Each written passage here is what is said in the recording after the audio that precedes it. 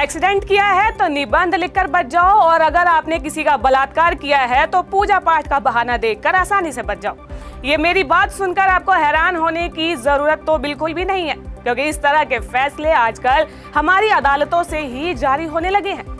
लोगों को जब जब कानून व्यवस्था पर थोड़ा बहुत भरोसा होने लगता है, ऐसे में कानून के द्वारा कुछ ऐसा फैसला कर दिया जाता है जिससे कि ये ही कानून अपने अंधे होने के साथ साथ बहरे होने का सबूत भी देने लगता है।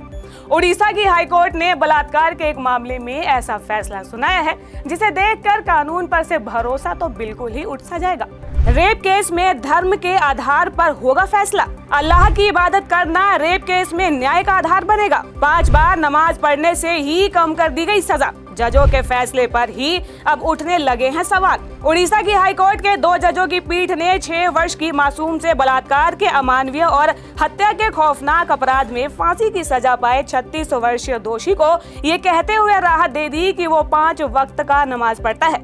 हाईकोर्ट ने नमाज पढ़ने के आधार पर ही दोषी की फांसी की सजा को आजीवन कारावास में बदल दिया है। हाईकोर्ट के जजों की अजीबोगरीब दलील। फैसला सुनाते हुए न्यायमूर्ति एस.के. साहू और न्यायमूर्ति आर.के. पटनायक की खंडपीठ ने कहा कि अली ने बार बार नमाज पढ़कर पश्चाताप दिखाया है। हाईकोर्ट की खंडपीठ ने अपने फैसले में दोषी की सजा को कम करते हुए कहा कि वो दिन में कई बार अल्लाह से दुआ करता है। वो अपना अपराध स्वीकार करने को भी तैयार है, क्योंकि उसने अपने भगवान के सामने सरेंडर कर दिया है।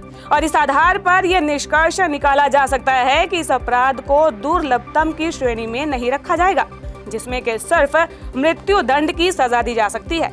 हाईकोर्ट की इस टिप्पणी पर वकीलों ने सवाल ही खड़ा कर दिया है। परिवार और आर्थिक हालातों का भी दिया गया हवाला। रोजाना नमाज पढ़ने और सजा के लिए खुदा के सामने समर्पण करने के अलावा इस बेंच ने मौत की सजा को आजीवन कारावास में बदलने के लिए कई अन्य आधार भी गिनवाए हैं। बेंच का ये कहना है कि वो एक पारिवारिक व्यक्ति है और उसकी 63 साल की बूढ़ी माँ और 2 अविवाहित बहनें हैं। वो अपने परिवार का एकमात्र कमाने वाला था और मुंबई में पेंटर का काम करता था। उसके परिवार की आर्थिक स्थिति भी अच्छी नहीं है।